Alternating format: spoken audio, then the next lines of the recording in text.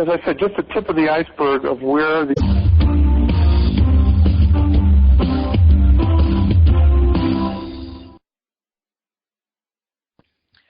Welcome to another episode of the Dawn of Shades. I'm your host, Gia Scott, and once again, we have another fascinating topic tonight. But before we jump off into that conversation, we do have our usual announcements to make. For tonight's show, like always, I would love to hear from the listening audience. So please send your questions and comments to me by email to giascott@exogenynetwork.com. I promise I won't give out your full name or email, and I won't send you any spam. So don't be shy. I know you have something on your mind that you would love to have the answer to. And don't forget, there is a page on Facebook for all you Facebookers out there where you can easily post comments and ask for future topics. I also have an author page, and you can go and click like, showing me support for my written endeavors. And don't forget to email me directly, whether it's with questions for tonight's guest or about something else with the program. Send that email off to giascott@exogenynetwork.com. Now, tonight's guest is another author as we continue our author conversations. This time, just to get your heart pumping and your blood flowing, it's a mystery. I have read the book, and I enjoyed it immensely, but I did stay up too late last night reading it. So, without any more chatter from me, here is Kay Kendall. Hi, I'm glad that you enjoyed my book immensely. That's a very nice word, immensely. I like that a lot. Yeah, it's almost a 50-cent word. That's pretty near, yes. Yeah, that's right. Yeah. Well, so you want to introduce yourself to the audience and tell them a little bit about who Kay is? Sure. This is my debut mystery, the first book that I've published. I'm a child of the 60s, so you know I'm a little long in the tooth. I'm not 30, and I write about the 60s. I am living currently in Houston, Texas, and started writing this book about 3 years ago.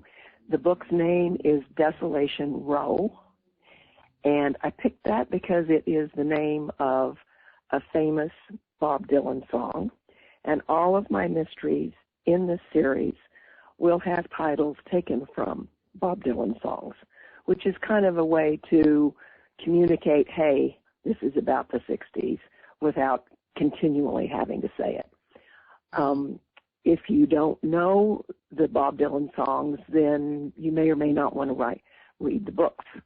I have some young readers who are interested because they say, oh, good, are there going to be hippies? And I say, yeah, there's going to be a hippie or two. You can't write about the 60s without a couple of those. So I spent my sort of day life, work career as a public relations person working in Canada and the United States. And so everything I've always done has been based kind of on communicating in the written word. And I didn't get around to writing fiction earlier because when I was in college, one of my professors said, hey, Kay, do you write? And I said, well, you know, I think about it. And he said, well, if you haven't done it by now, you never will. So I thought, well, he knew what he was talking about. I was 20. I didn't know what I would have written about anyway. Back then, most writers were male and very serious. There was no chick lit. It was a very, very different world than what we exist in today. But I found that about 13, and I flopped around in my PR career and had interesting experiences and worked in Russia and took trips to Europe on somebody else's nickel because I was going there on business.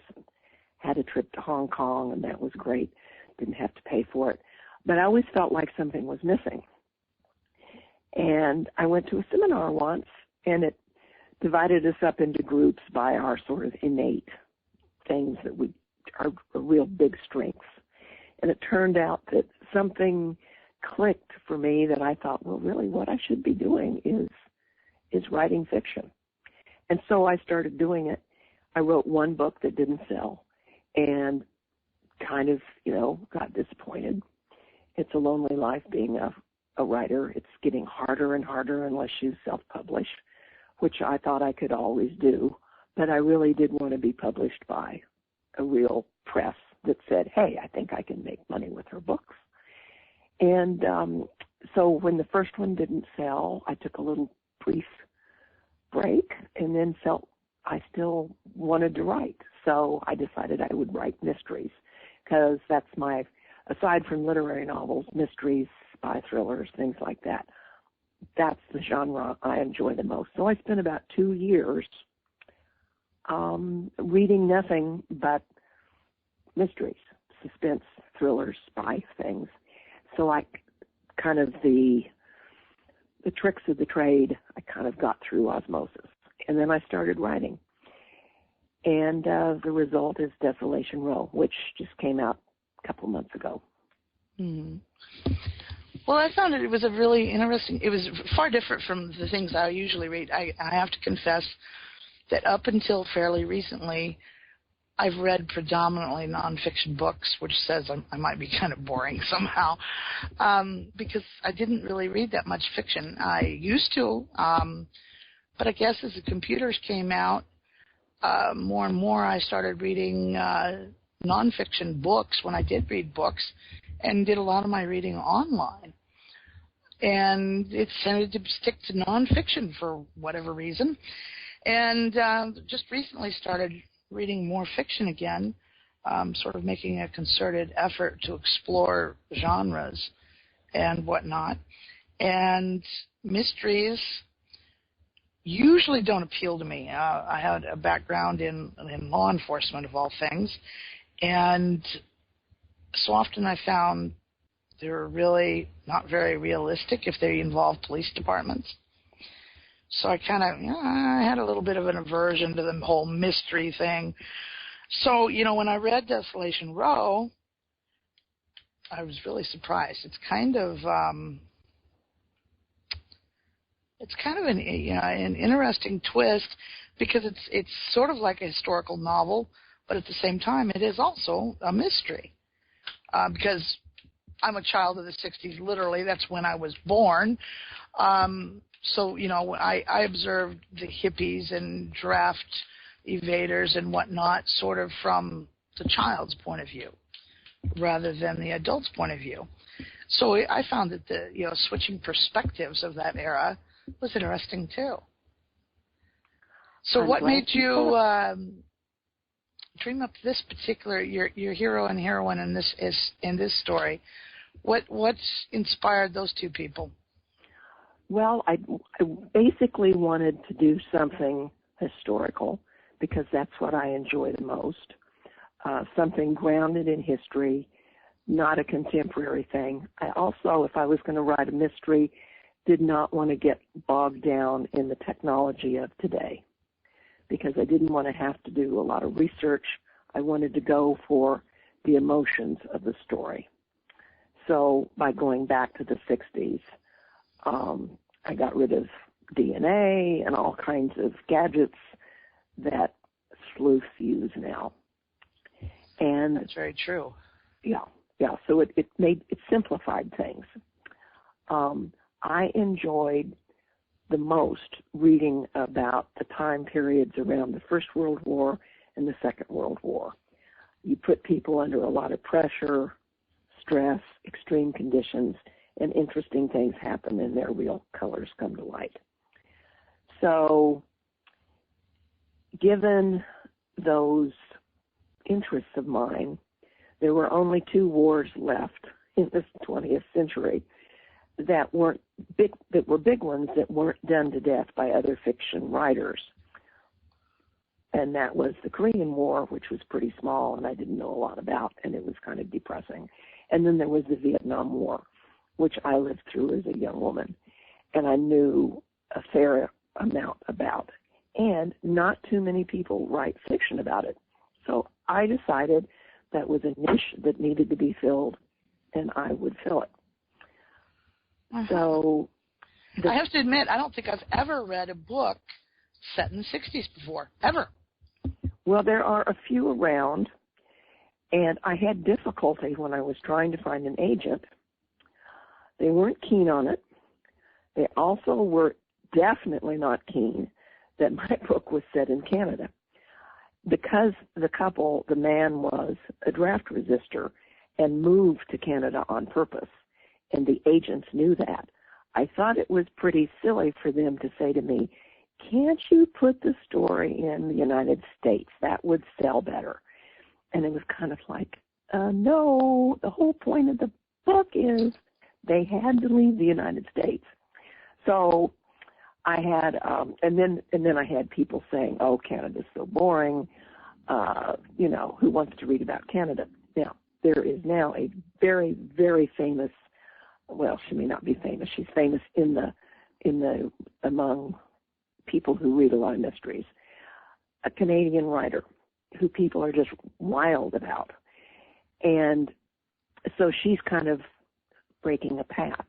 But when she came to talk at a mystery bookstore here in Houston, I went up to her, Louise Penny, and I said, I had this difficulty. And she just looked at me and she said, yeah, I know what you mean. I did too. She had to go to England to find an agent that liked her book. So, there's a thing that once somebody's broken a path and everybody wants to do the same thing.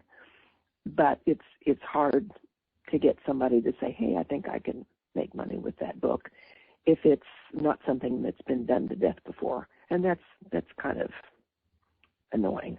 Yeah, but I did find it does give you a different look at Canada, because I'm afraid that I live in Mississippi, so, obviously in the South.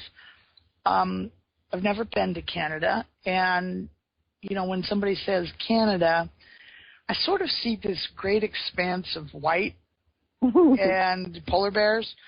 Now, the intellectual part of me knows that this is not a true vision of Canada. Canada is much more diverse than this.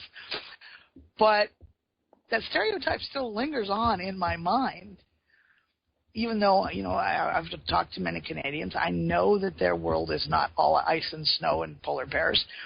I think a lot of Americans do have this set stereotype in their mind. And Canada's a cold place, and it stays cold all the time. And that's where polar bears live, Is it true? No. Just like, any other stereotype, no, it's not true. But, yeah, it did kind of make me shift how I regarded Canada a little bit. Yeah. One of the things I wanted to do was to treat Canada like a foreign country, because I did live up there. I am married to a Canadian, and when I went up, all the Americans said, oh, there will be no culture shock. Won't bother you a bit. So, I was kind of young. I call it my young and stupid period. And went up expecting, there's a bit in the book where my character, Austin Starr, walks up to a mailbox and freaks out because she sees the English royal family crest on the red mailbox. And it hits her that this is not home. This is not the United States. Now, that may sound silly and stupid, but that actually happened to me. I thought, my God, what have I done? This is a foreign country. It is not the 51st state filled with snow, Eskimos, and polar bears. This is a real foreign country. And the differences bothered me for a very long time because, I'd been promised I wouldn't, it would feel just like home, and it didn't. Now, if you put Canada on a scale of foreignness, Canada and the U.S. would be over on one side, true, and Mozambique and, all kinds of exotic places would be at the far end. That is not to say that the tiny differences aren't real between the U.S. and Canada. The history is very different, and that history has made the two countries different. Canada never revolted from England. They're still very tied there. Their language, the way they use English, the way they build buildings is very much related to the United Kingdom. So it's different. And that's what I wanted to show. I wanted to show Americans that, our neighbor to the north that we often take for granted is a distinct country.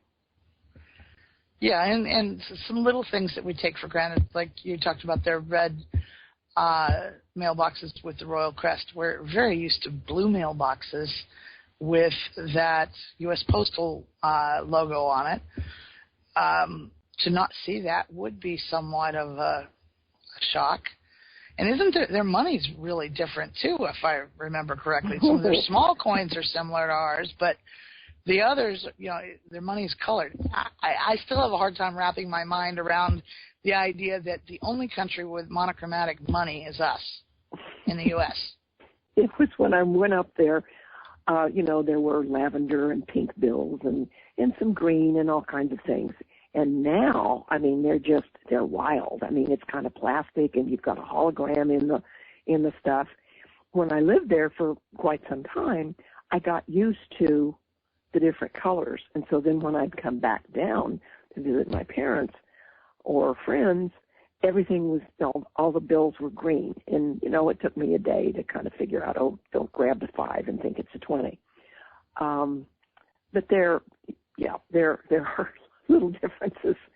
And there was, when I lived in Western Canada, people were, at the time anyway, not particularly anti-American. When I moved to Ontario, when you move east, you get a lot of anti-American feelings. There's a joke in Canada about living next door to the United States is like, being a flea in bed with an elephant. When the elephant rolls over, you better watch out. Uh-huh. Yeah, well, I guess those of us who live in the United States don't regard ourselves as being particularly threatening. And the whole way I think everybody regards the world, though, is changing because of the internet, the easy access to material from other countries, to conversations with people in other countries. I think it's really kind of made the world a smaller place. Oh, yes. A couple of years ago, I think maybe it was 5. It's in 5 years in internet and technology time, it's quite a long time. But about 5 years ago, I read some story that said, there was this kid walking along in, I don't know, Kashmir or something, some place that I thought was pretty exotic, and they were kind of poor. And he had on Adidas sneakers, and he was listening to a Walkman and bopping along to some hip-hop song. And that shocked me. And I thought, whoa, this is a different world. Now, another thing I wanted to prove in writing about 1968 was that is a time long gone. It is historical. There's a rule of thumb that if you're writing a history novel, it needs to be 50 years in the past. Well, my view is that's almost 50 years, but such a 50 years of so much change, it might as well be World War I. I have my characters running around trying to find payphones. What that does to your lifestyle, we forget if we were alive back when there were no cell phones, you take for granted so many things now. And even back in 1968, there weren't even answering machines. There were a few. I had to do research on that. But there were a few, but they weren't widely available. So if I remember correctly, 1968, I lived on a farm, and we still had a party line. Okay, there you go. Right. Yeah. Yeah. I could be wrong, but if we had gotten rid of it, it was maybe 1967 that we did, because it was about that time period when the party lines went away, and we suddenly had a private line. Yeah. No more someone listening in. Yeah. So, people today, most of them haven't had the thrill of sharing a party line with people you don't even know. You don't know who they are. And boy, do they listen. Oh, yeah. And in small towns, especially like in the case of my family, my mother was unlikely to know who they were, but they sure knew who she was because she was from outside of the area, so she was quite, the oddity to begin with because she was practically a foreigner. I grew up in Iowa, and my mother was from New Mexico. Oh, so, that would be. Oh, yeah. Quite exotic. Plus, she was not a German American.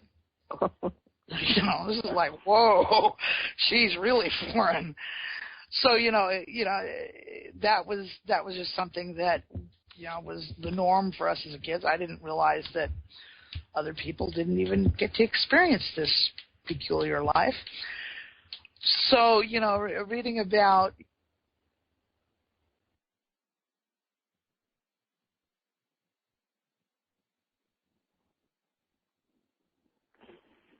Are you there?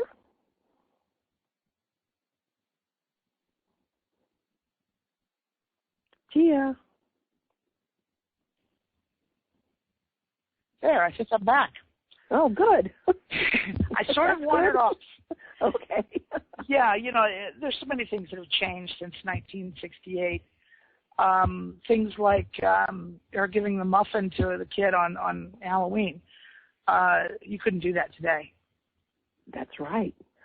That's right. There'd be a fear of a razor blade or all kinds of nefarious things. Absolutely right. And back then, Halloween was not a big commercial enterprise.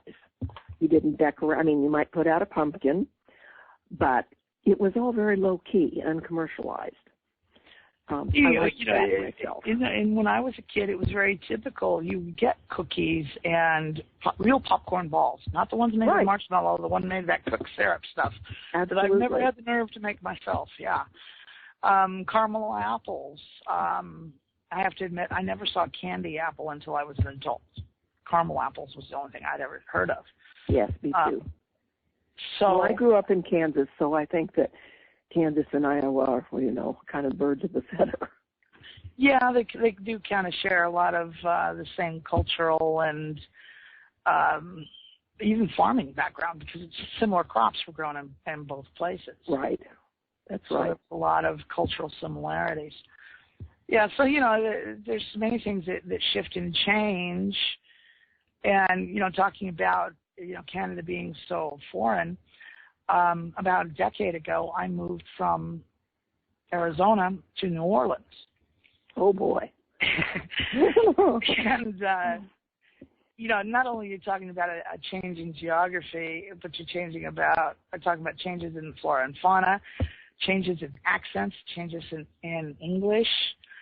I had to learn to pronounce things entirely different. Tchoupitoulas? Yeah, Tchoupitoulas. It's Burgundy Street, not Burgundy. Oh, right. Right. Lots of little things. Yeah, it's Calliope Street, it's Calliope Street, not Calliope. Uh-huh. Little things like that. And there's a lot of social mores that will shift between regions, too. Yes. Even between, like, say, New Orleans and now I live in Mississippi. Things that are okay in New Orleans, in small-town Mississippi, no, not okay. Right. I didn't know an awful lot about New Orleans until my son married a girl from there. And we went frequently for the wedding, and then he got posted to Iraq, and she stayed with her parents and had our first grandchild, so we went often. And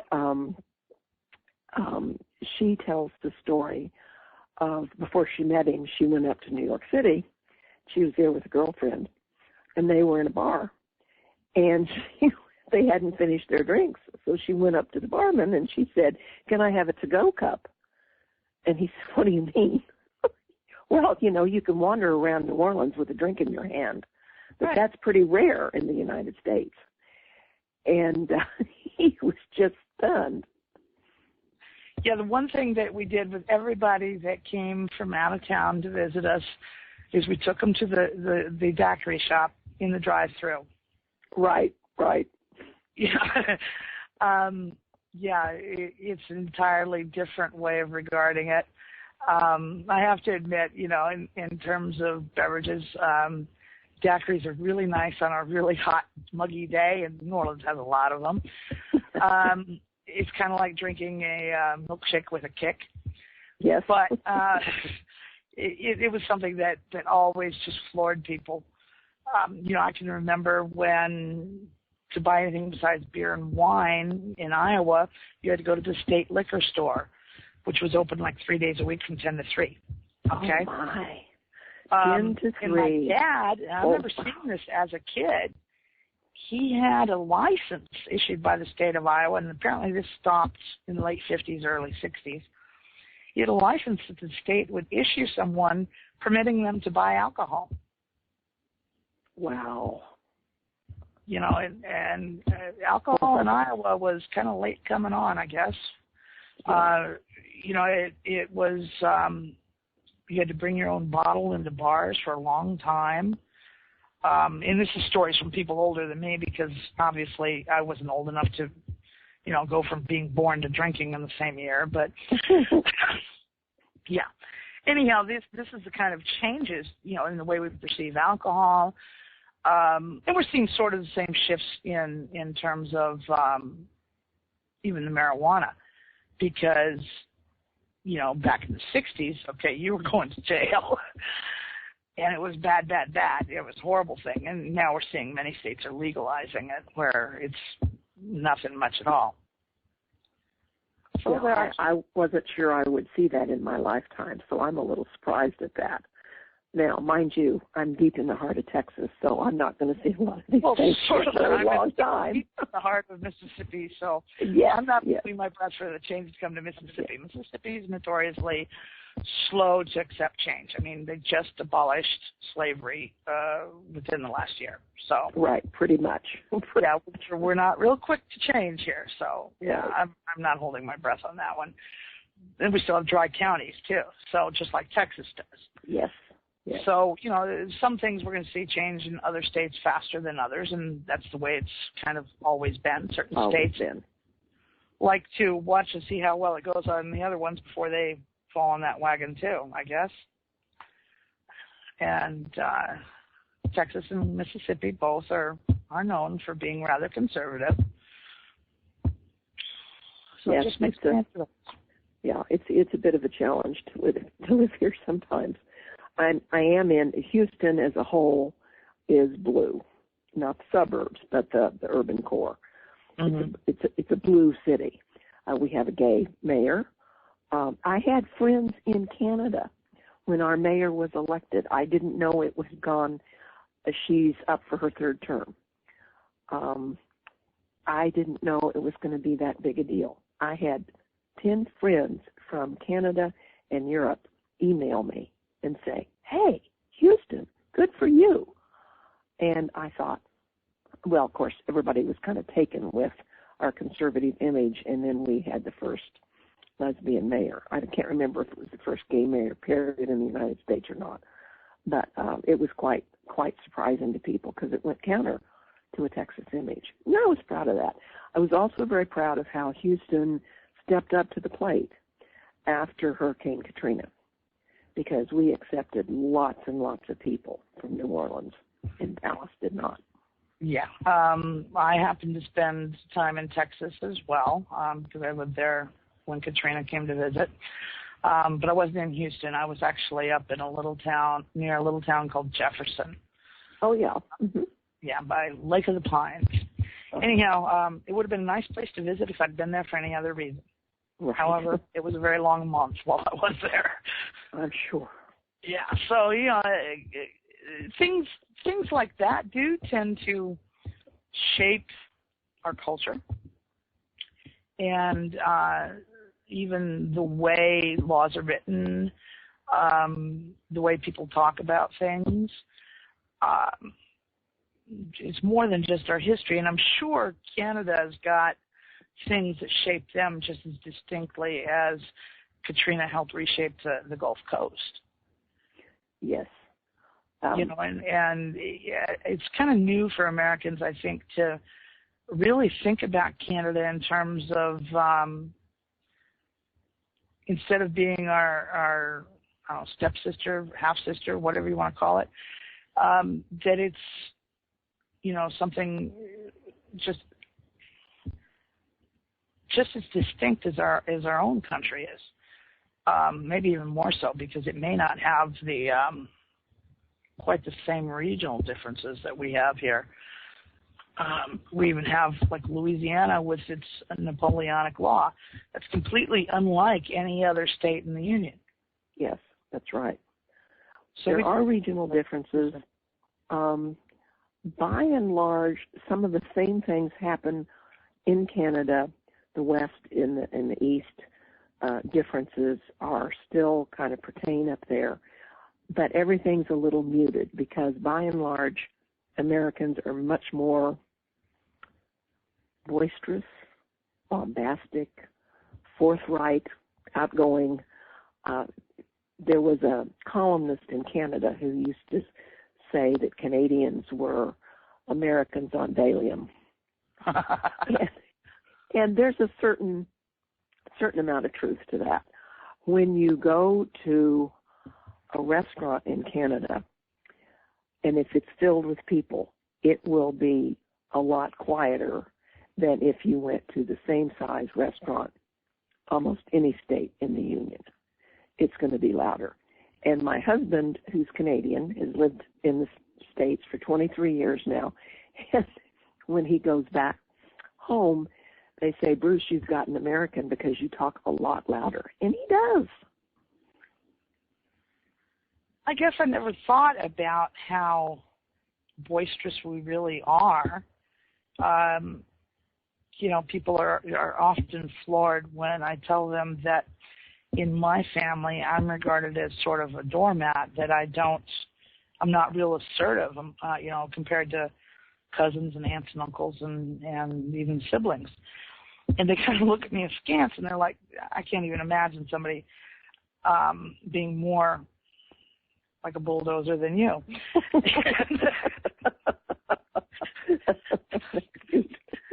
And I am much more quiet. I tend to not say a whole lot, and it's just the way I have always been compared to the others.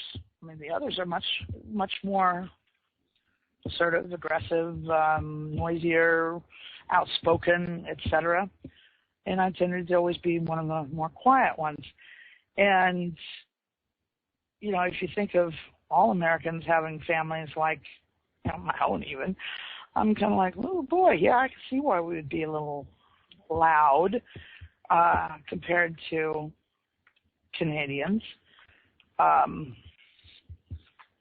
Is there more than, behind it than just volume? Is it different when you have to deal with as many rude people, say, as we do in the United States? Well, I think opinions would differ on that a bit. When I lived in Ontario, and I lived for a long time in Ottawa and also in Toronto, I thought that Ontarians were not particularly helpful, not very outgoing. I think they've loosened up a bit. But when we took a trip down to New York City about, in the 80s, I'd say, we went to New York City, famous for rude people. They were so nice and so helpful. It was just astonishing. And my husband felt the same way.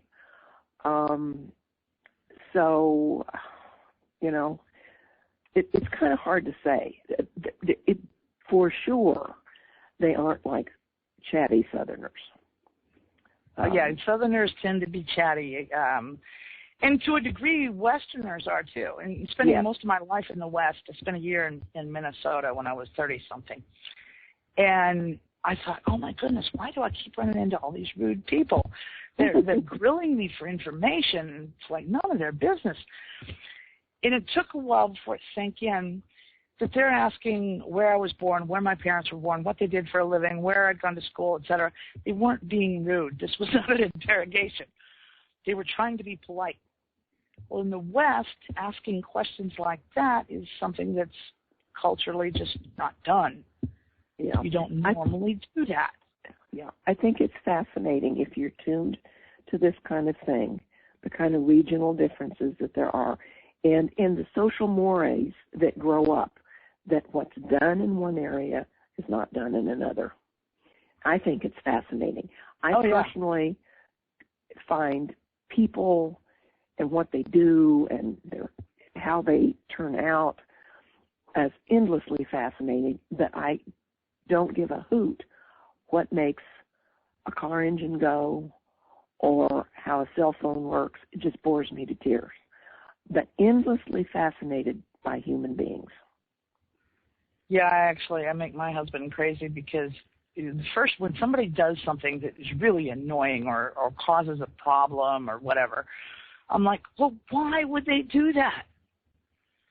And he's like, what difference is why they did it, Now we just have to deal with it. And I'm like, no, I want to know why. Yeah. Why did they do that? What are they getting out of it? And that's just me. I'm the perennial 3-year-old. I'll never outgrow why. And I'm curious about why do people do that things that they do. To me, that's much more interesting than, as you said, how a car works. Okay. Yeah.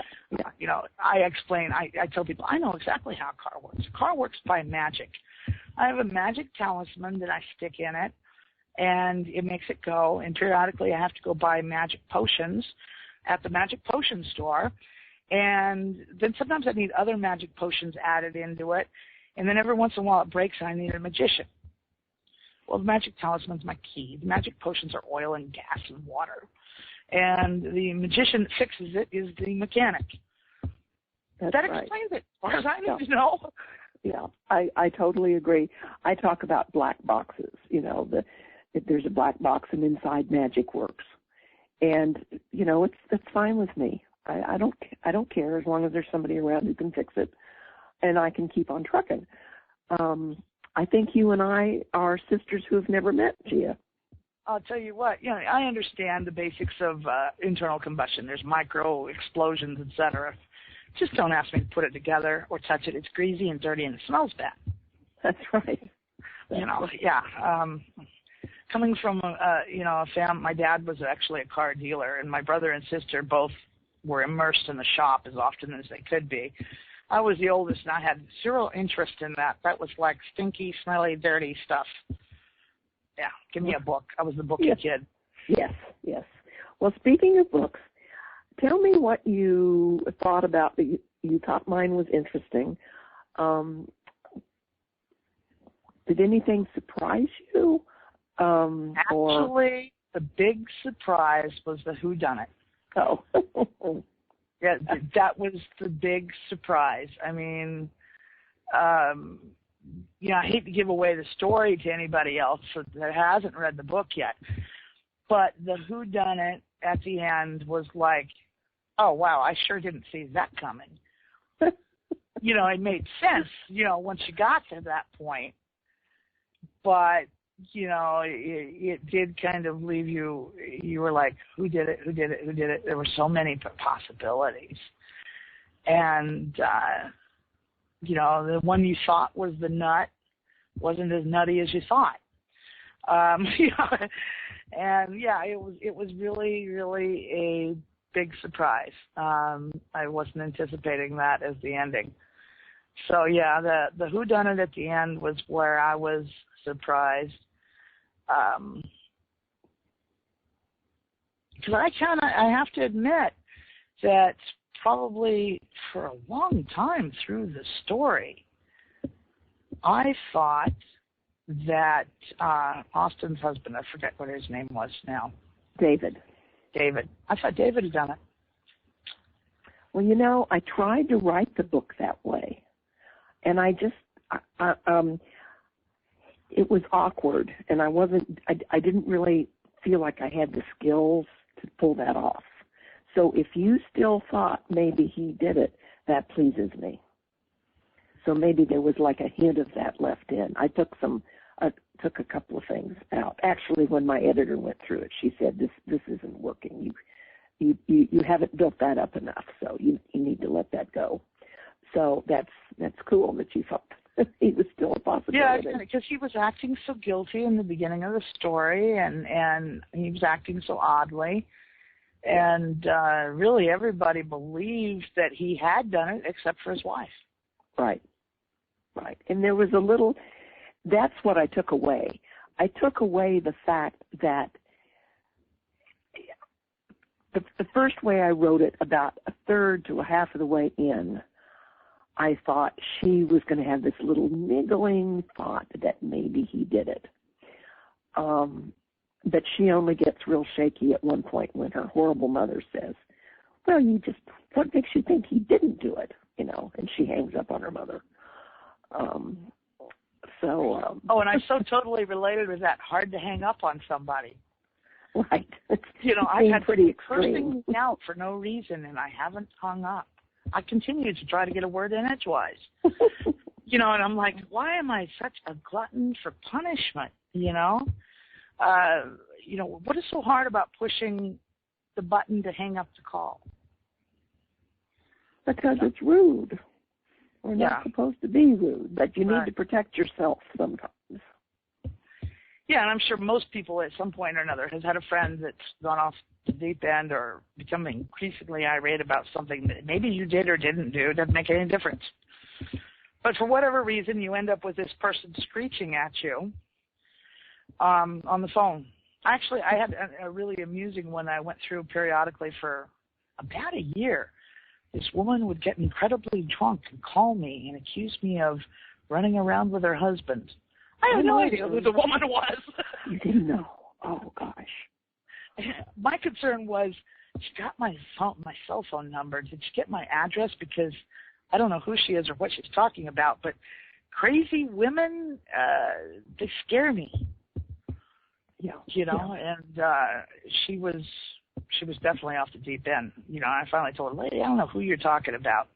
I don't know who you are. I don't know who he is, but that sure wasn't me. Yeah. I have literally no idea who she is. She insisted that my phone number was on her husband's phone calling him. I see. I know it wasn't because it was my phone. Yeah. I don't know who she was talking about. So, yeah.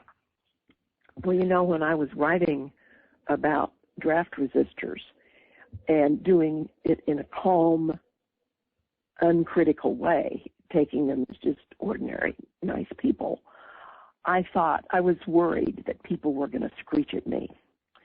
And even though a lot of water has gone under the bridge, it's still kind of a taboo thing that you don't do what your country tells you to do.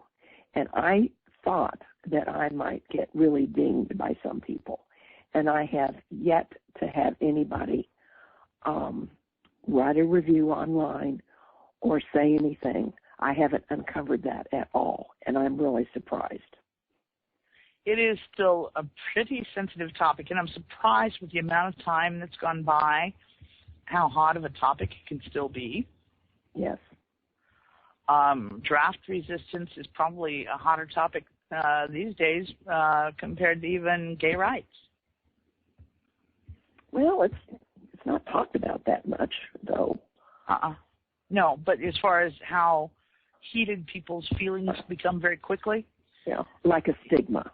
Yeah. True. And it's something that's brought up during every political campaign still. Yeah, what did you do during Vietnam? Right. Right. Yeah. Well, I did a little research, and I found that, I had to find out what the status of draft resistors was today, and if it was, if somebody came back, what would happen. And it's in different pieces, layers. But the Marines actually found somebody who had deserted during the war. He was living in Florida. They found him, and they prosecuted him in 2005. And so it's not a totally dead topic. Yeah, I'm not sure, but what I read was that the people writing about this in the newspapers guessed that the Marines felt like they had to do it and take a stand because of the war in Iraq. They didn't want to set a precedent. They had to say, we draw the line here. This is not acceptable. Right.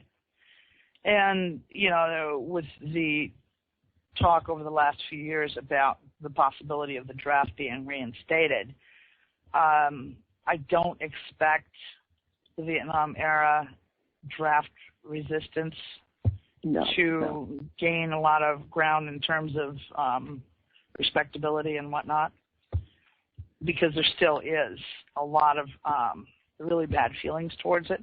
And I think it sort of lingers on because of the general population's dislike of the war in Iraq. Yeah. When it's hard for families that have lost someone in a war since then, Gulf War, Iraq, wherever, to not be angry at someone who deserted or was a resistor during the Vietnam era. Right. And I have a great deal of sympathy for that. To think that, it's very hard if you've given up a child or a relative, and then somebody turns around and says, that was a useless, worthless war. And you've given up somebody you love. That's really tough. And I totally understand that. So I have to look at it from different perspectives and at different levels. What I was trying to do on the war subject, all wars, in my mystery, was to be pro-soldier and anti-war. Uh-huh. And, there were a couple of people in the book who were veterans of World War II. And there was somebody else mentioned who died in the Korean War. And so there's a lot of war stuff that's not just Vietnam. I tried to put a lot in the book so that you realize, we Well, the 60s was an era of a lot of war veterans. There was all the World War II veterans. There were still, most of them were still alive, the ones that had returned from the war anyhow. And they were there was Korean War veterans, and then we had the Vietnam War going on. Right. Now, for me as a child growing up during that era, it was kind of a horrific thing because, to me, the mass media was reducing the value of a human life. They would do the football scores in the same tone of voice and presenting them on the screen in much the same way they presented the death count in Vietnam.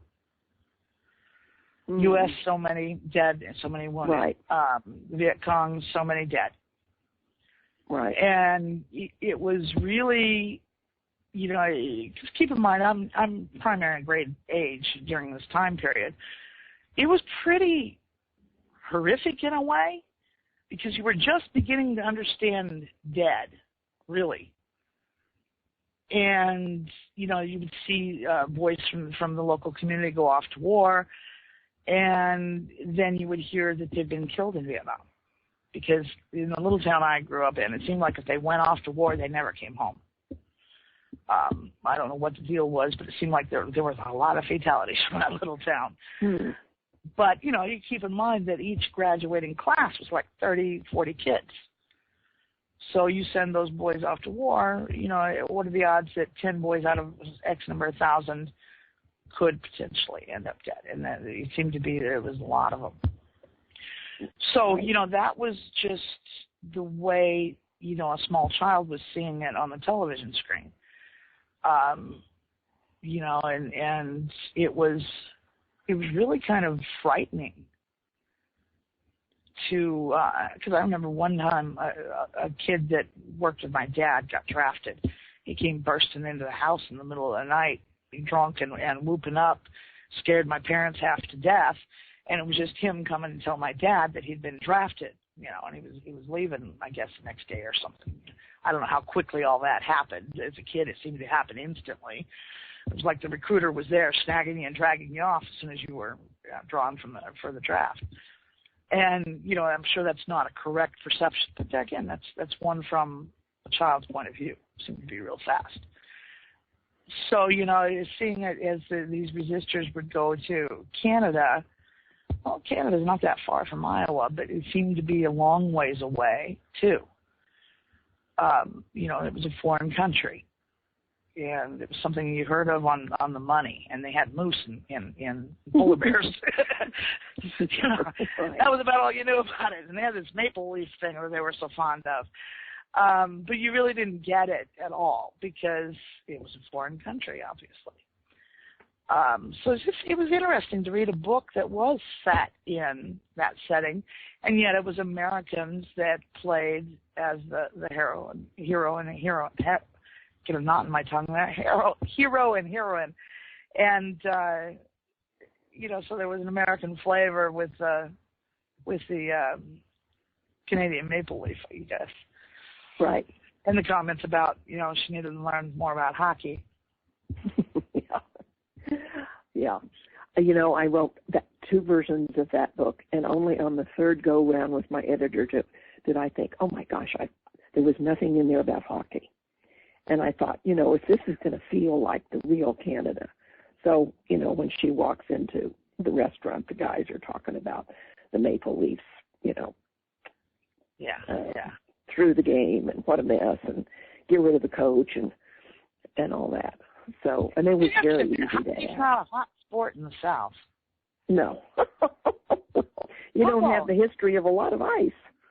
No, I guess probably in this little town I live, I'm probably the only one that grew up ice skating, because we happen to have the rink a block from our house when I was a kid growing up. So, what this blows my mind. My husband grew up in and around Winnipeg and Calgary, far north of the obviously north of the 49th parallel, and in the winter it'd be -30. They'd throw water out on the snow. It would freeze. They'd scrape it off, and they'd have their ice rinks in their backyard. And that's how people learned to skate and play hockey. And I saw it once in Quebec. I was taking a train for business from Ontario to Montreal, and the train had a problem, and it got stuck for an hour and a half. And right outside our window was one of those homemade rinks.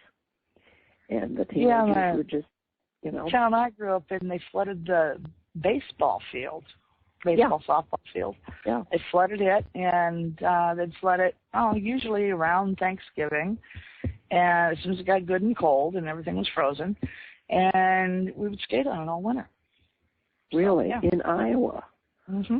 My goodness. Well, it just amazed me because in Ontario people would say, well, you grew up in Kansas. You're used to winters like this.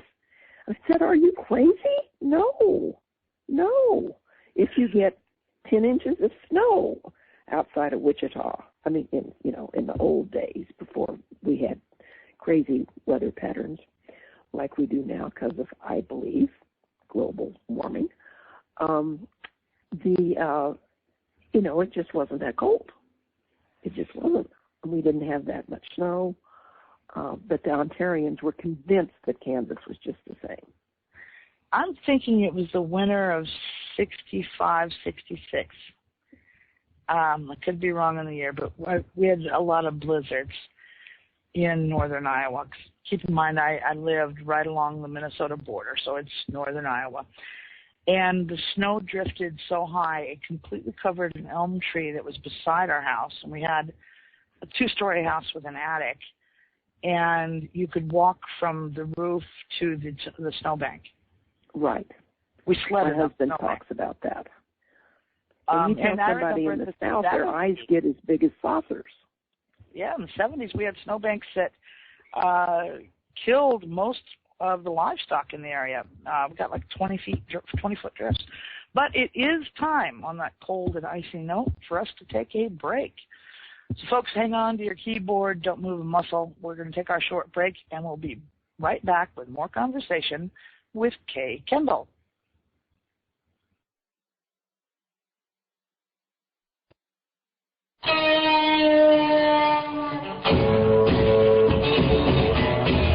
join us in the chat room, visit paltalk.com. Go to the social issues, select Other, and enter the UFO Paranormal Radio Network. Light up your night with The Kevin Smith Show. Hi, this is Kevin Smith. Join me Monday through Friday right here on the Paranormal Radio Network.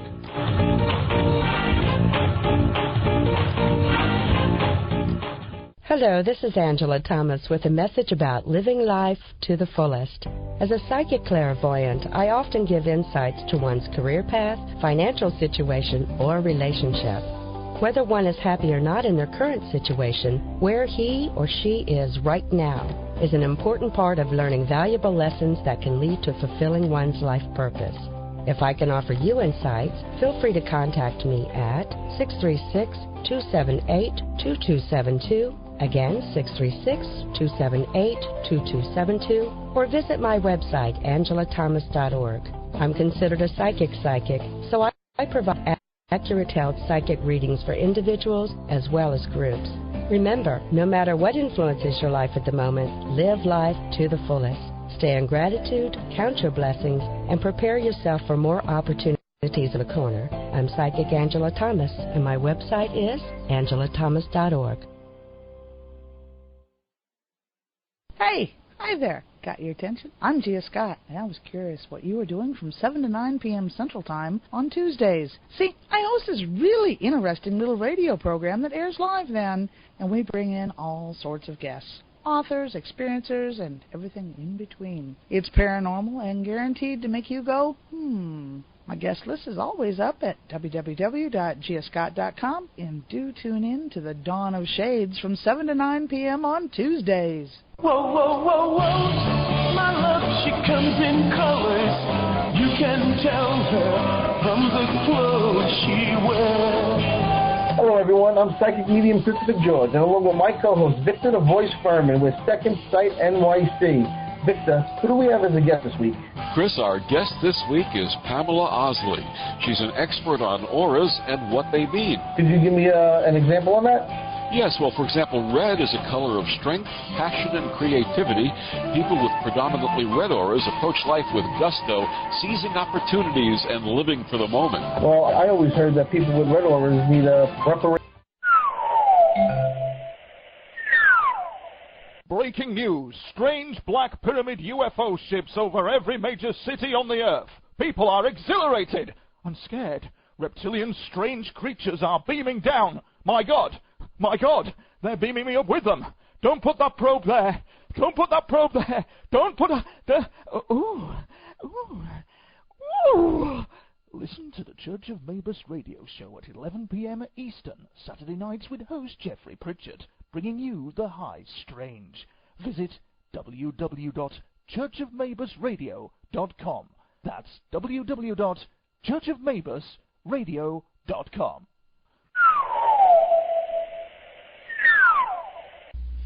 Tune in to The Mind Cemetery with your hosts Chip and Nicole every Monday night at 9 p.m. Eastern. Exclusively on the UFO Paranormal Radio Network. We delve into UFOs, abductions, ghosts, aliens, conspiracies, and cryptozoology. And how could you ever forget about those creepy topics you won't hear on your local news?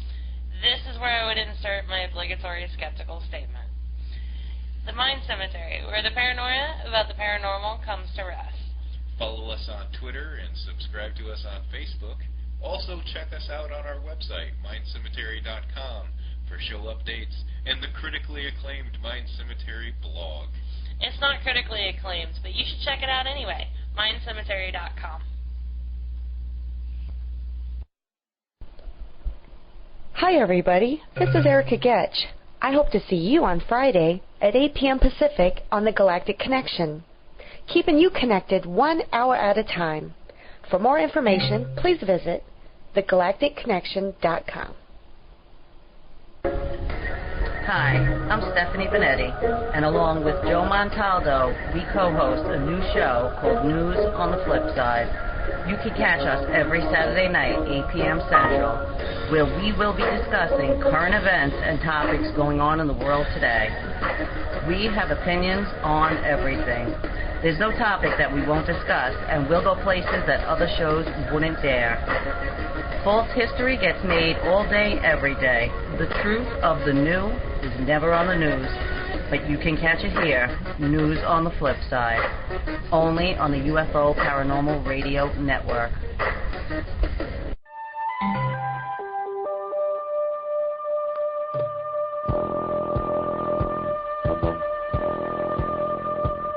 Tune in to UFO Undercover, Wednesdays at 8 p.m. Eastern, with your host, Joe Montaldo, right here on the Paranormal Radio Network.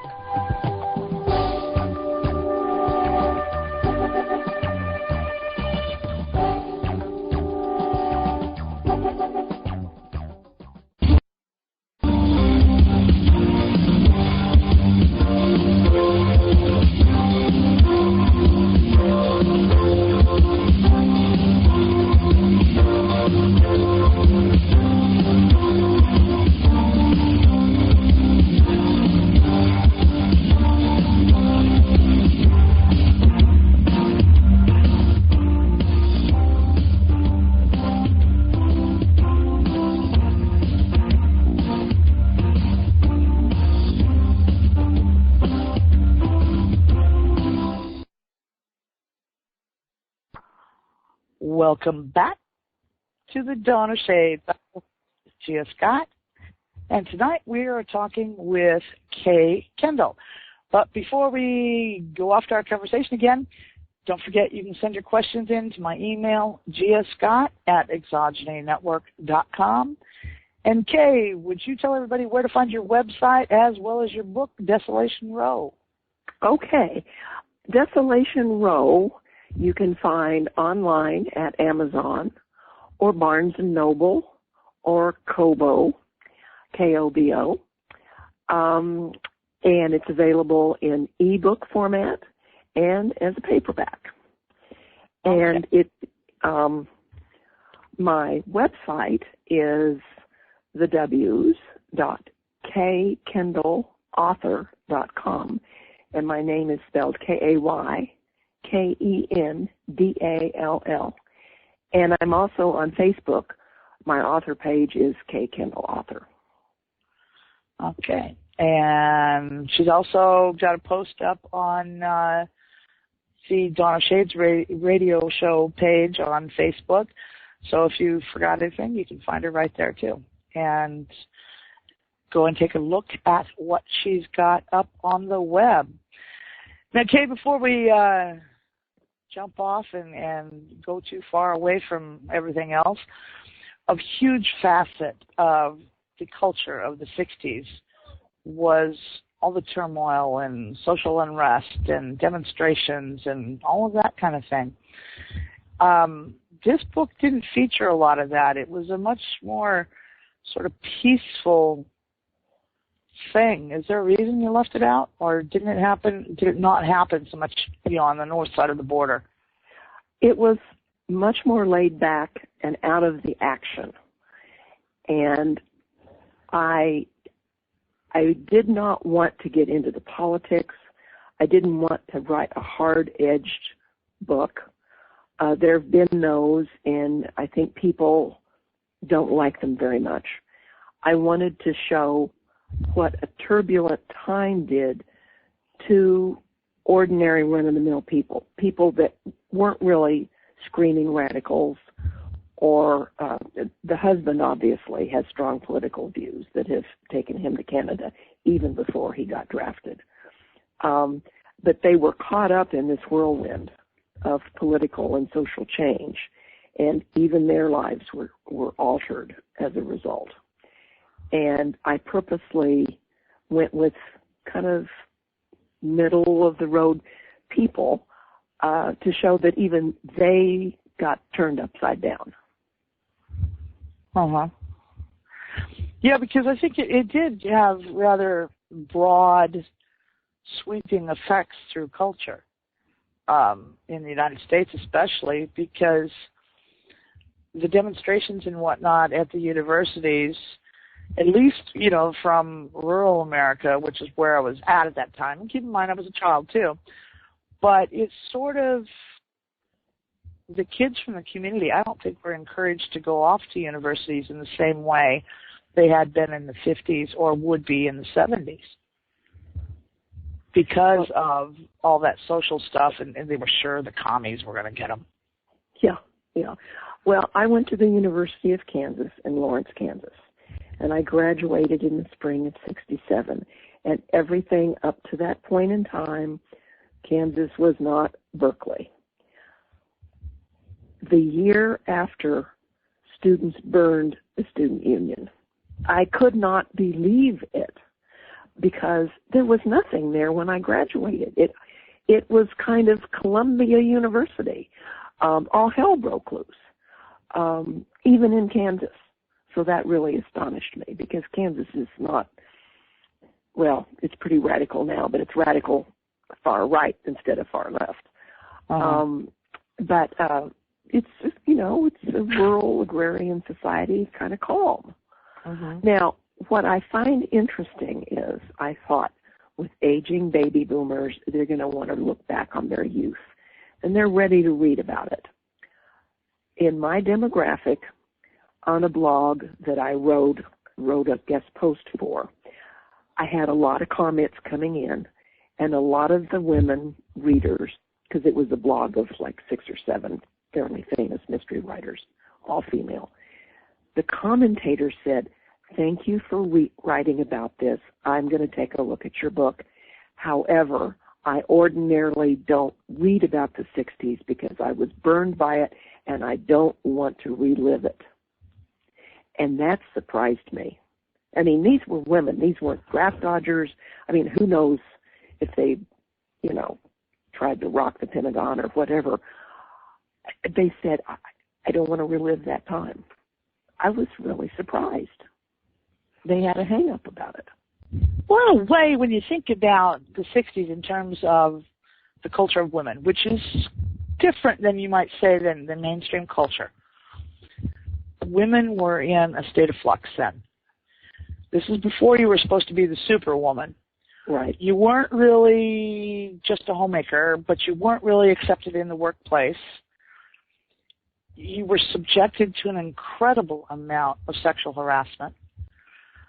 Even the things that I endured in the 70s as a teenager, today is not tolerated in schools, but it was in the 70s. Trying to explain to my daughter the differences, bra snapping was nothing in the 70s. For boys to come up behind you and snap your bra in school or something like that. There was a lot of really things that really made girls uncomfortable and a lot of intimidation still going on.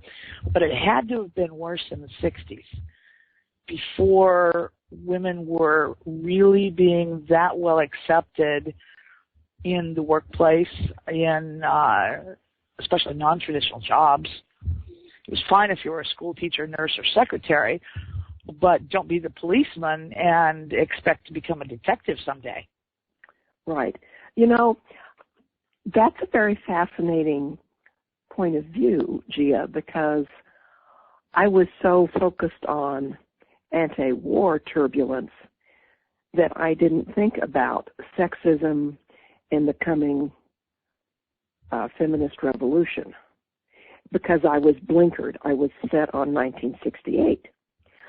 But in the book I'm writing now, that's what I get into, because it's set in 1970 in the middle of a women's liberation group, and somebody gets murdered.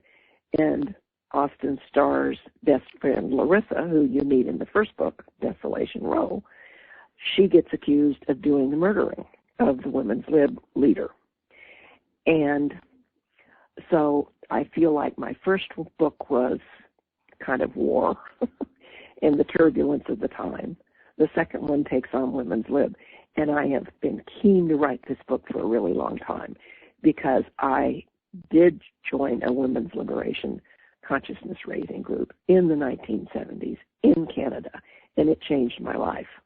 And I've just been dying to write about it for ages. Yeah, years ago I wrote a blog that actually titled it that Billie Jean changed my life. I've never met Billie Jean King. I will probably never meet her. I don't even know if she's alive, to be honest. She is. But, you know, people look at me really funny when I say that. And a lot of people read this particular blog post. But it was because she began a shift in the way I regarded my own options for life. You know, and you know, I did write a letter to the editor about how it wasn't fair that the boys had sports in junior high and girls didn't. And it was published. And I developed a really thick skin because I would be humiliated in class by the teachers for being a woman's liver, for wanting to play sports, for rocking the boat. And it was against the law in Iowa at that time for them to do that, but they'd still been doing it. And they brought sports in for girls the following year. Did I make the change happen? I doubt it, but it might have helped make people aware that some of the girls had strong feelings about it. Would I do it again knowing that I was going to be harassed that way? Probably not. Not as a 12, 13-year-old girl. Oh, no. It was so humiliating. But it did teach me to not let public opinion sway me, to develop a thicker skin, to speak my mind, and you know, let the chips fly where they will. You know, so I did learn a lot, and it was a formative experience in learning how to deal with that. And that was about, must have been 1974, 75, right in there, when I had done that. My sister and I both did it. And the editor of the local newspaper happened to be friends with my parents, and he published both of our letters with our names. Thank you very much. And, yeah, we both enjoyed it. She got it in the elementary school, and I got it in the junior high. And, you know, it was very, very difficult. And that was just one little issue in one little small town. Population 3,000 if everybody was home from church. Mm-hmm. You know, and the thing is that seeing the things that she was doing did help change the way I regarded my own options. I was no longer limited to being a nurse or a school teacher. You know, I could do more than that. I've never been a nurse. I'd be a terrible nurse. I don't like sick people. I don't even like me when I'm sick. Teacher, I did actually consider doing that, but I never have done it. So, you know, it shifted the way I regarded the world entirely. And I think it's important we remember that that's very recent and that things were different, because I think a lot of people don't think about it and don't realize how much things have changed. And I'm astonished to see forces trying to push us back. I mean, I remember. I find it really appalling. Oh, I'm just astonished. I just don't know what to do. I'm so surprised. And the misogyny seems to be pretty deep in a lot of men, and it's very upsetting. I remember in the early 70s in women's liberation groups, there was a movement that they said, we're going to teach women how to do abortions, because one of these days it's going to be attacked, and we need to have safe abortions because women are going to go out and kill themselves by mistake otherwise. And I remember thinking, oh no, we've gone past that now. Everything's okay. That will never happen. Well, what did I know? And it's funny that the sheer number of people that do not understand that a person can be anti-abortion but pro-choice. Right. Well, it's very simple for me. I don't have to go beyond this. There will always be abortions. It's whether or not they're going to be safe ones for poor women. Rich women will always fly or go to wherever they can get their abortions. Right. Poor women will go to butchers or try to abort themselves. It has always been that way, and it will never change. And, you know, I've heard about some of the old concoctions that women would use to attempt to miscarry or, you know, induce a spontaneous abortion. They're probably lucky they didn't kill themselves. Yes. You know, how many times did it result in damage to the fetus? Right. You know, and really it's an issue that I guess my general opinion is you can't legislate morality, but you can make it where people can make a safe and sane choice. Yes. I can't answer for other women's situation. It's not my job to determine. And I don't think it's the government's job. So, yeah. There's my abortions. I'll probably have all sorts of upset people today. Yeah, probably so. But let's just top it off by my quoting Gloria Steinem. Who said, if men had babies, abortion would be a sacrament. Yeah. Well, you know, okay, I can remember some of the things I said when I was pregnant with my daughter that horrified people. I said, I feel like I have been invaded by a space alien. Okay, this is no different than those sci-fi books. There is something inside of me, and it's growing, and it doesn't like me very much right now. And, you know, they thought I was unmotherly. I was really attacking motherhood or something. And it's like, no, I'm talking about the physical sensation of being pregnant. Mm-hmm. These women that were so ecstatically happy and thrilled and everything, no, I felt like a whale with space alien in me. And, you know, it was physically, it was very demanding on me. You know, it was not an easy process for me. Now, I do understand that some women don't have that sort of unpleasant, physically speaking, experience. It didn't have anything to do with my feelings towards my daughter. You know, I love my daughter very much, and I have since the day she was born. But, yeah, I could still laugh about the feeling like I had a space alien. And know? I think it's not uncommon to read that now, you know, by comedians saying that, female comedians, or just bloggers or commentators in general saying, you know, this is a weird experience. That back then, 30 I'm years sure ago, if you it was, said it to people, you know, nose to nose, that they were maybe horrified. Yeah, I definitely wasn't run-of-the-mill.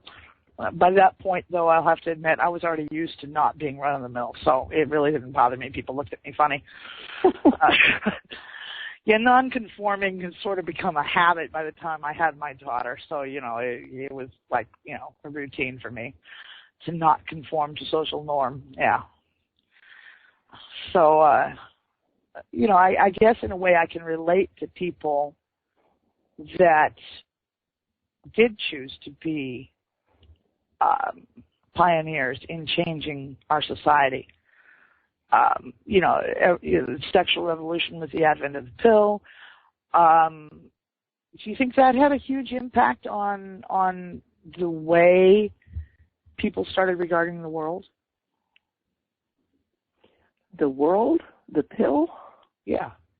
Do you think it changed society in any fundamental way? Yes, because it allowed women to get free. We didn't have to be barefoot and pregnant in the kitchen all the time. Possibilities opened up.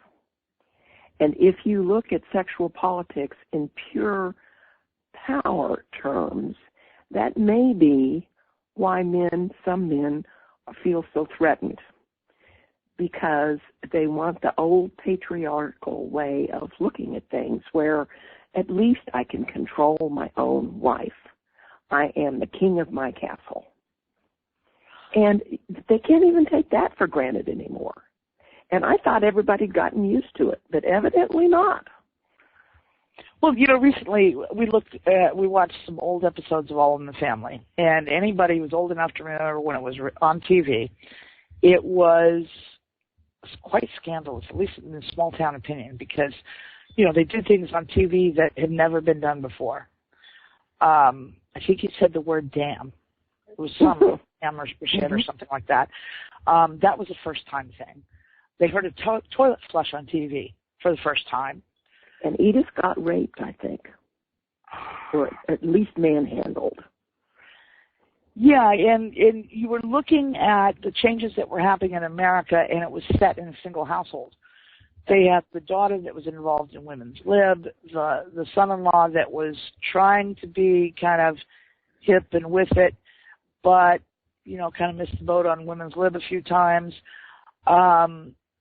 It's a very traditional couple, Edith and Archie, and how completely she was ruled by him. She didn't even know what to say. She didn't even have an opinion unless he gave her one.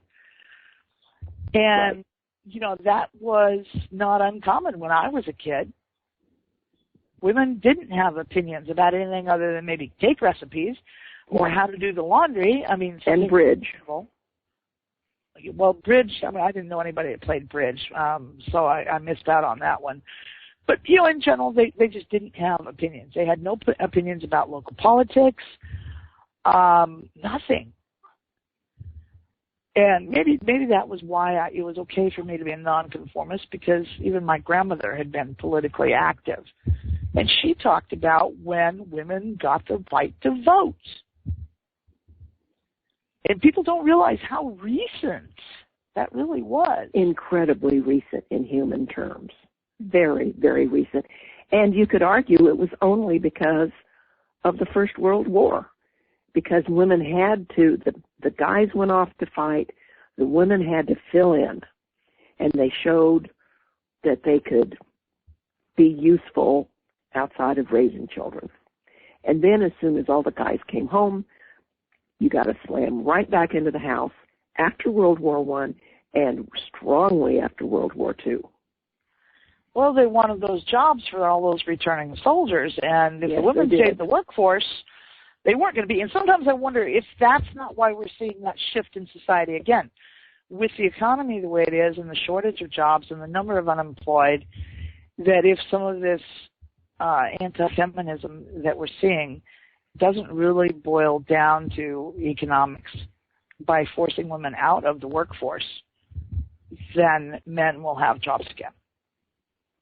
And it's a similar motive behind them sending them home after World War II. Yeah. That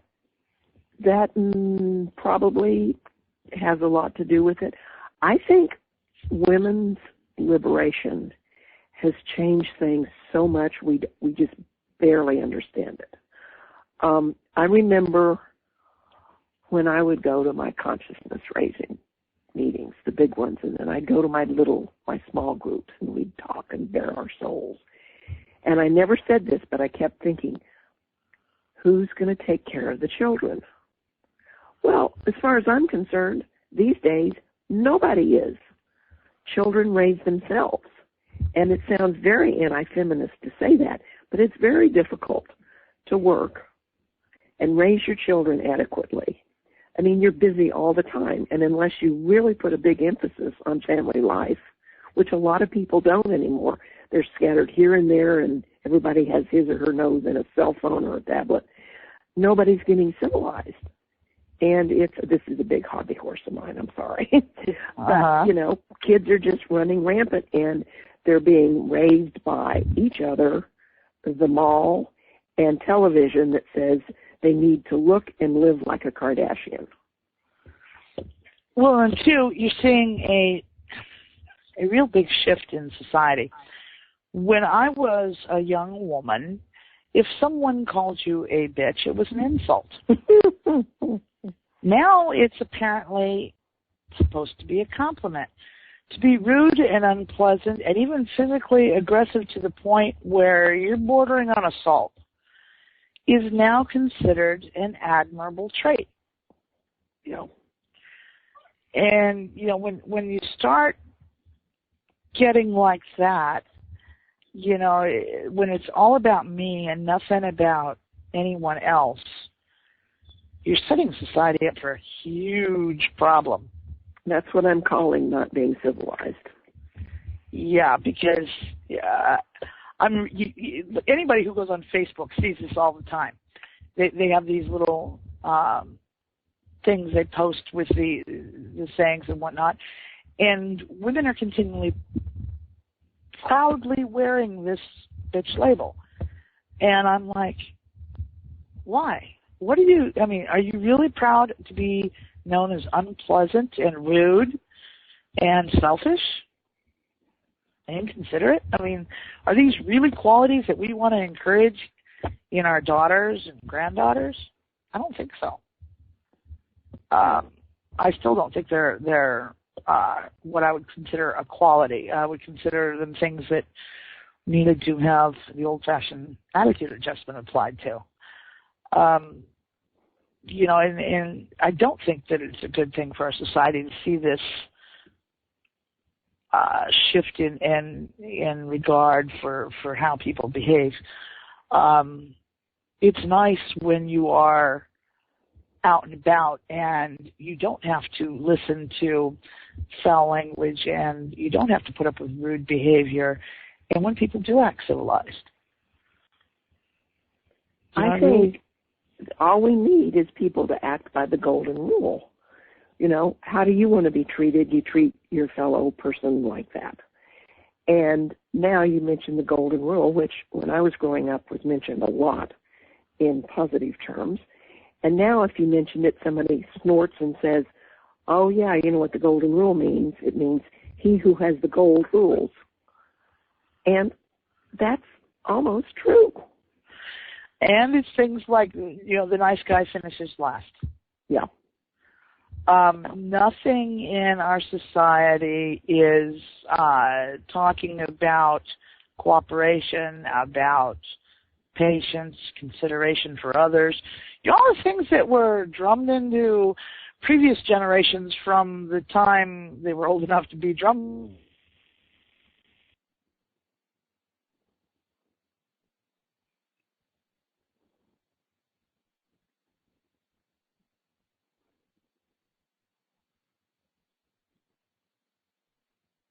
Are you coming back?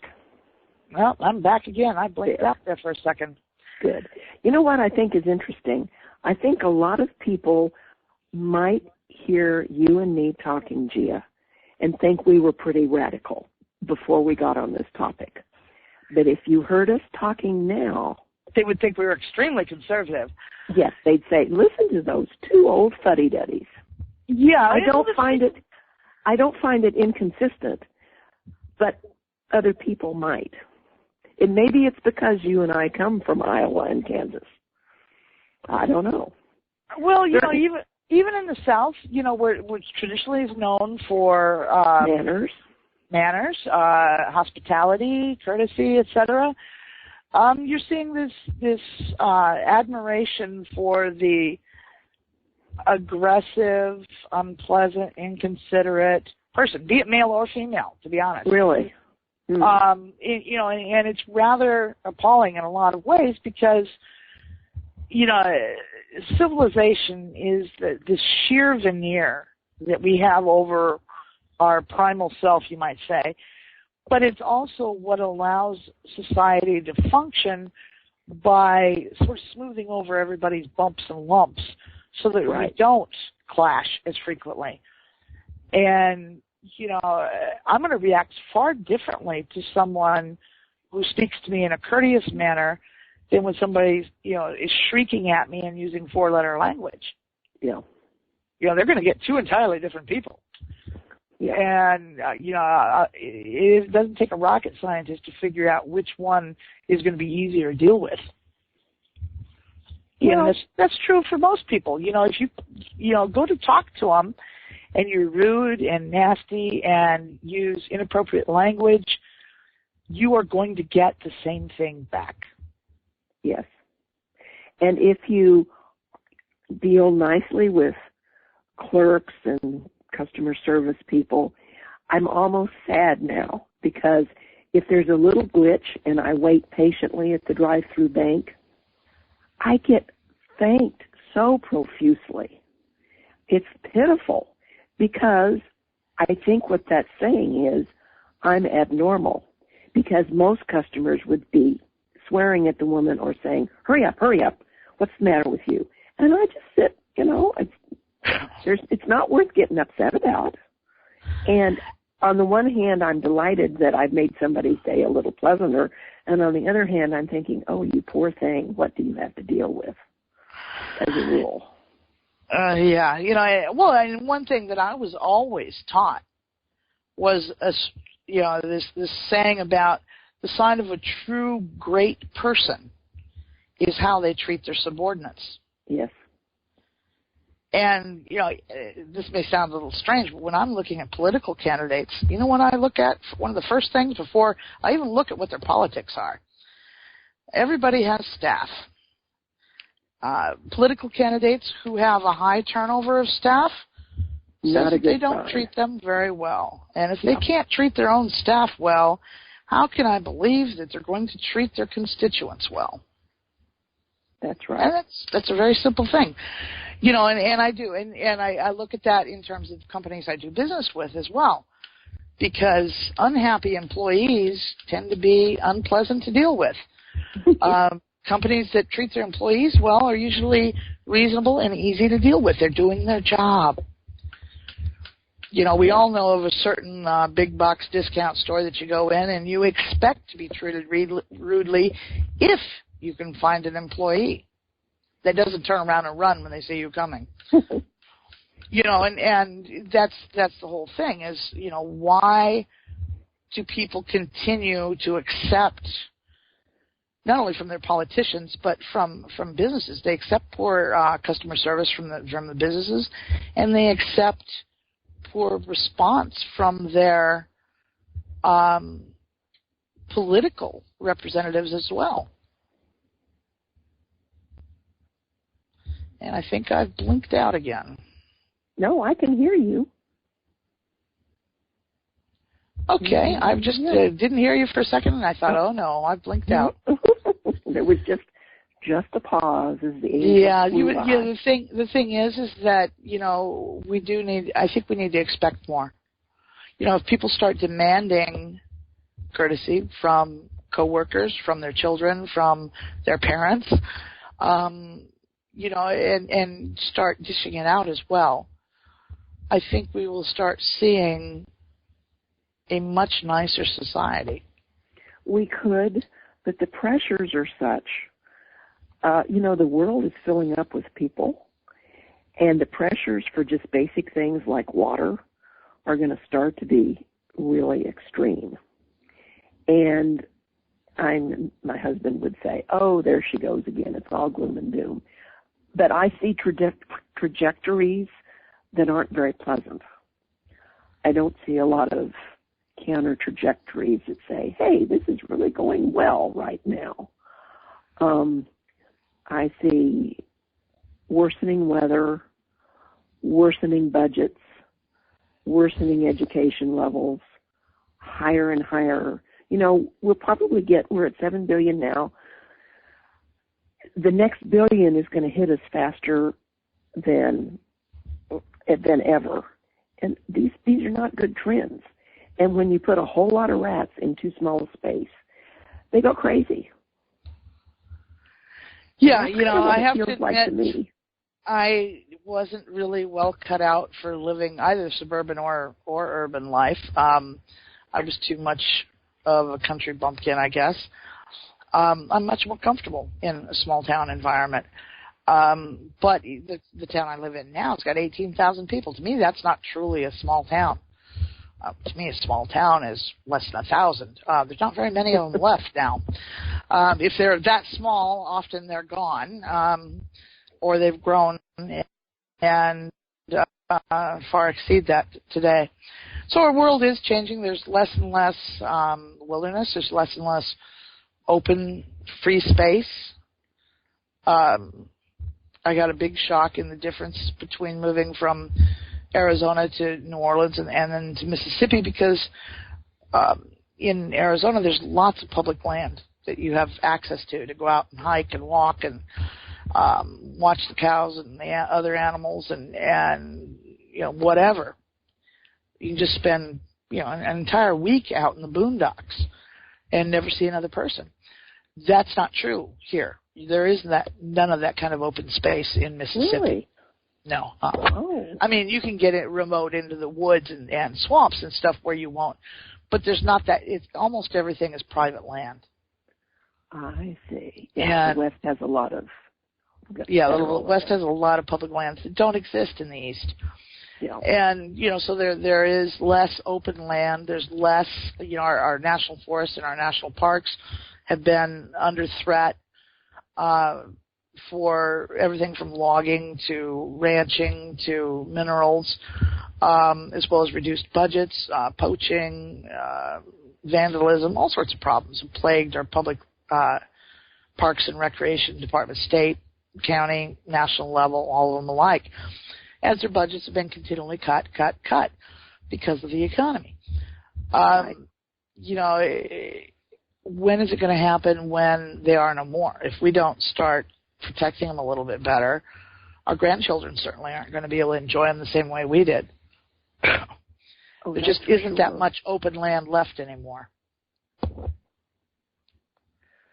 If you try to find a piece of prairie today, even though I grew up on the prairie, I saw an acre of it once. Yeah. Natural prairie just doesn't exist anymore. Yeah.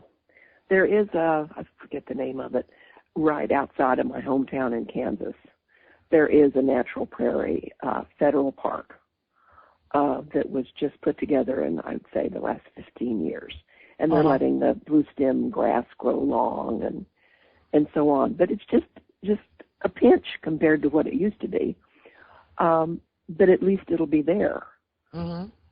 And, the cities that are pleasant and livable are the ones that 100 years ago somebody had the foresight to say, we're putting aside Central Park in New York City. We're not going to develop it. Houston has Memorial Park, where the soldiers gathered before they marched off to World War I. And it's in memory of those people. And it's not as large as Central Park, but it's a big open space with trees and running trails and polo grounds and things like that, right in the middle of Houston, which is a huge city that everybody says is run by developers. And thank heaven we have that in the middle. I'm sure lots of people would like to throw condos up on it, but they can't. Yeah. Well, I know Houston is a big city. If you want to travel through the greater Houston area, it's like hours. Yes. We're not talking about, even I used to think the Phoenix metro area was big. But compared to Houston, it's a little cow town. Oh, yes. Yeah. It is the fourth largest in the United States. And one of these days, for better or worse, we will pass Chicago. Well, I don't think we'll ever pass in LA terms or New of York. Square miles, are you sure it's only the fourth largest? The greater I'm talking population. In okay. land mass, I put this on my Facebook page once because I was so astonished. There's a list of about 10 cities, major cities in the United States that Houston could contain. Like Boston and Philadelphia and Cleveland and Cincinnati and on and on and on. Houston is absolutely massive. Unless you've physically driven through it, you never will realize how absolutely massive it is. When you first get into what appears to be an urban area, you're still like 2-3 hours from Houston proper. Yes. In all directions. Yeah, I mean, with the exception of Galveston down on the coast because you hit water, but that's an hour in 30 minutes to 45 minutes depending on traffic. Traffic is a big depending on. Yes. Traffic there and the way the roads were, I always found Houston confusing. I don't get toll roads. I couldn't figure out how they worked. You know, I have to admit that I just would often take the long route because I couldn't figure out the silly tolls. Well, yeah, you know, I've lived here 23 years and finally have one of those easy pass things on my car. And so life is a lot simpler. I don't use them very often, but when I want to run up to the airport or out west to see a friend, now I don't have to worry about figuring out the tolls. I also just breeze by with my easy pass on my car. So, yeah, for people who are not familiar with toll roads, it becomes very confusing. And there again, coming from the desert, I still find ferries confusing. I haven't got the vaguest idea to figure out how you cross a body of water in a ferry. I usually end up taking the long route because the ferry issue defeats me. Well, they're a little foreign to me too, but I did live in Vancouver for a time, and I would cross. You could do the passenger ferry or the car ferry and go over to Vancouver Island. And it's a very pretty trip, but, you know, if you're on Vancouver Island, I could never live on an island because I'd feel stuck. And, I mean, you know, if you grow up on the prairie, I think it affects how you view water. You know, you can't help but do that. In my case, living most of my life on the desert, water is kind of suspicious to me, and there'd be sea monsters in there, you know, and they're called alligators and sharks. Oh, yes. And, yeah, so living in New Orleans, where in order to leave the city, you have to cross a bridge. And then the Katrina experience and evacuating for Katrina, it really kind of changed how I regarded living there. I mean, for the first time I became somewhat paranoid about how difficult it was to leave the city when we needed to evacuate because of the limited number of bridges. It was a bottleneck, and it would clog. Yeah. And because you only had those ways to get out, because essentially New Orleans is an island. The greater New Orleans area. You have to cross a bridge to get to something else to get away. And that's one thing I do not miss is that needing to cross a bridge to go anywhere. Right. You know, that's one thing that, yeah. And then we lived on the coast for the first 2 years in Mississippi, but when we started house shopping, the whole what's okay, what's not okay, it became so complicated and such a sheer pain with red tape. I said at that point, I said, you know what? I want to live someplace I don't have to evacuate and worry about storm surge ever again. Right. So we moved inland. We're over 100 miles from the coast, so we no longer have to worry about that. Now it's just tornadoes. When I look at the map of Florida, I see the peninsula just dangling down there. And to me, it says, come and get me, storms. Here I am. And California scares me because of earthquakes. That's the only natural disaster I have as yet to have to master. I had tornadoes in under my feet. No, I'm not real crazy about that. I was in Arizona when we had a mild earthquake. It was enough to crack a window where I was living. I didn't feel it. I was awake when we had the earthquake. I happened to be on the phone, and I was really irate at that particular moment. So when things moved, I probably didn't notice because I was so focused on being angry. Because it was late at night, and I just didn't like talking to people late at night, and especially if it was something stupid. And, you know, I really didn't notice it. You know, you could see the difference in the fault line because things had moved and whatnot. But the idea of the earth moving under my feet, really, no, I don't think I like that very much. And you get no warning. Right. With blizzards and tornadoes, you get some warning. with hurricanes, you almost get too much because it's coming and it's coming and it's coming and it's 4 days, it's 3 days. Is it going to hit us? Is it going to hit Mexico? Just, it's enough to drive you crazy. Yeah, that's true. With the hurricanes, there's plenty of warning. I know that, most of my family wanted me to leave the south in the hurricane zone. And I was like, if you live in Tornado Alley, you don't get much notice of a tornado coming. Oftentimes it's just a few minutes, just enough time to run into your basement if you have it.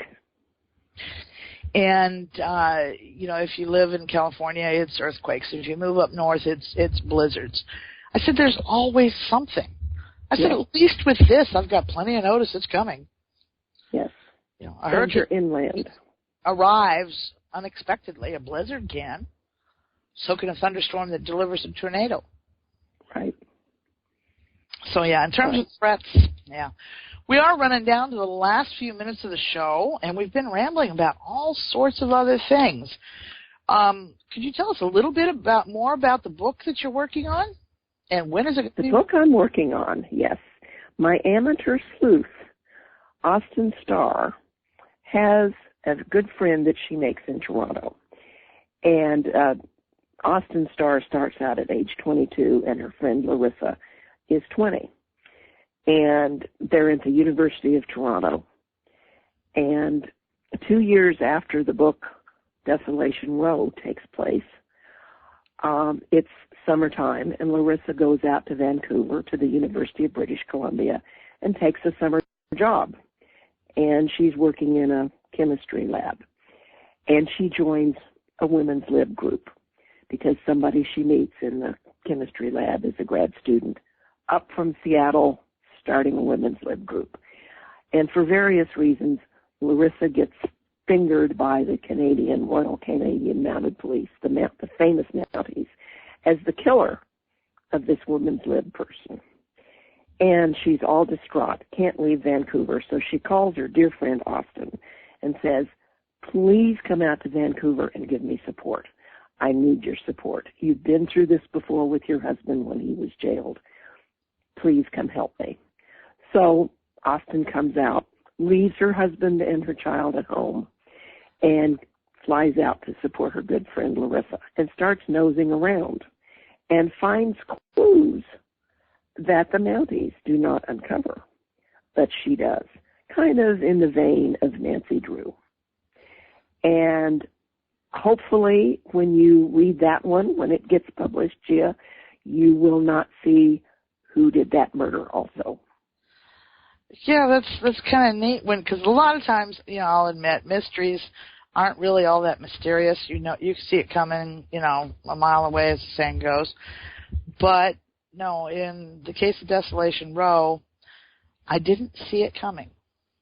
Well, this. I hope this doesn't give it away, but the trick I used was I used the generation gap.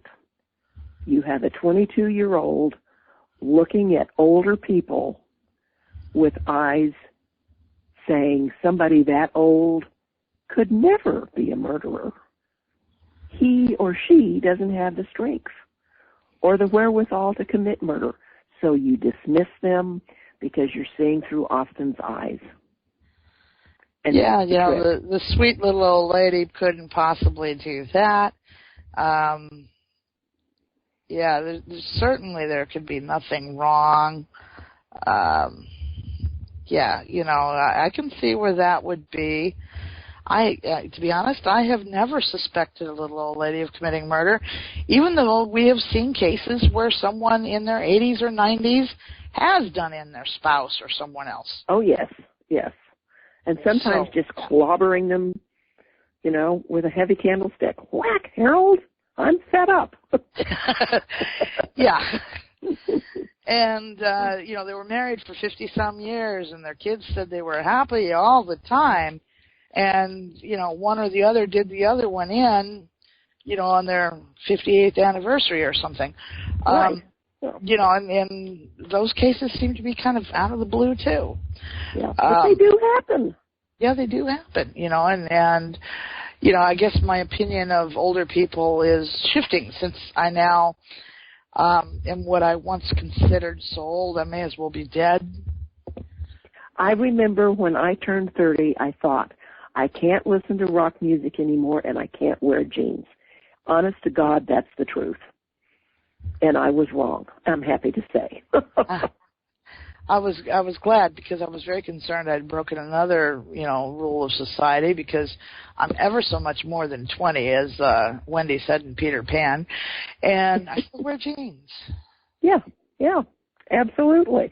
Well, I saw Gloria Steinem in the flesh 2 weeks ago. She was here giving a speech. I thought I was going to levitate. I was so ecstatic. I gave her a copy of my book, and I said, my next one's going to be about women's lib. And she's 89 and still looks terrific. She was wearing hip hugger black pants and a groovy black leather with silver stud belts and a black turtleneck and looked ravishing. So, right on, baby. Well, I have to admit, I would probably never wear that particular outfit because also with age has come infirmities, and all those brilliant ideas that I have in my head began to expand to the point that they would no longer fit in there, so they began occupying other parts of my body. That's a good way to put it. Yeah, that's my story, and I'm sticking to it. So I'm twice the woman I was at 20. And also, I tend to dress for comfort. I could care less about fashion. My daughter often looks at me and says, "You're going to town in that?" Oh, yeah, sure, why not? Nobody here knows me, but they know me. Like, well, sorry, I'm demented or something. I've got Alzheimer's. I don't care. Yeah. That's cute. Well, Gloria Steinem, I think, she gave the lie to the men who said only unsightly women were in women's lib. She was always gorgeous, and she'd stand up and speak well and look slim, and she still does. And bully for her. Yep, exactly. I think she's a size 2. And I mean, when I saw her up close and personal, I really couldn't believe it because I thought she's so slim that you think that she's taller than she is. But I'd say she was maybe 5'2" and wore size 2. I was shocked. But then I'm 5'10", so everybody's a little short. Well, I'm short. My sister was actually my baby sister was a little taller than you, so she was taller than me for forever. But, folks, we have run out of time. So you want to tell everybody real quick title of your book and where to get it? It's Desolation Row by Kay Kendall. You can buy it online at all the usual places. And I hope you do read it and enjoy it. Thank you, Gia. I've enjoyed this. Thank you. And, folks, unfortunately, we have run out of time. But I hope that tonight's program has given you some entertainment as well as plenty of food for thought and more illumination for your personal journey towards truth. Tune in again next time as we bring another guest, another topic, and a whole new idea as we continue our Authors Conversation series. You've been listening to The Dawn of Shades, and I'm your host, Gia Scott, and good night.